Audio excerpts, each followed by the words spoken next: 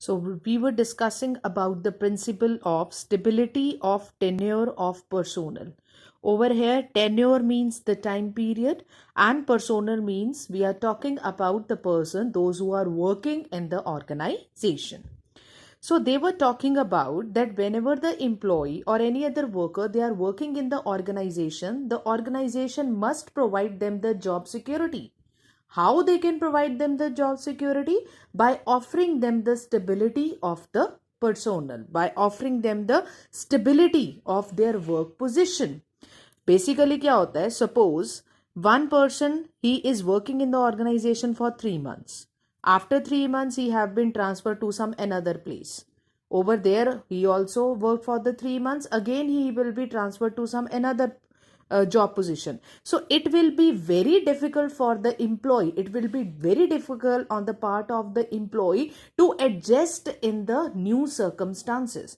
क्योंकि जब भी हम कोई भी नई जॉब पोजीशन पे जाते हैं, ठीक है, तो वहां पे एटलीस्ट मेरे को लगता है 15 or more than 15 days we need for the adjustment with the new employees, with the new working conditions and with the new environment. ठीक है, तो अगर इतना जल्दी इतना फ्रीक्वेंट बेसिस पे टर्मिनेशन होएगा, इतना फ्रीक्वेंट बेसिस पे ट्रांसफर होएगा, naturally the we can say employee he will not feel any kind of the security. So the very important principle of the management given by Henry Froh, that whenever we are giving the job or the appointment letter to any of the person, okay, he must be giving, the organization must give the stability of the working place also to that particular employee, so that particular employee may feel motivated. Last principle we are having, that is esprit de corps. Esprit de corps, okay, it is, we can say the basic meaning of this entire term is the teamwork.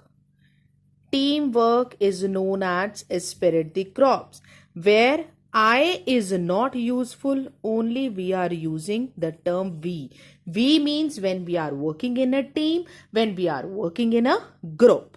Clear? So esprit de corps means the principles of the management is applicable in only those situations where the group of members they are working with one another. Because in the starting, in the first chapter, that is nature and significance of management, I have already told you that management is a group activity. We have done this point in the feature that management is a group activity, that there is the requirement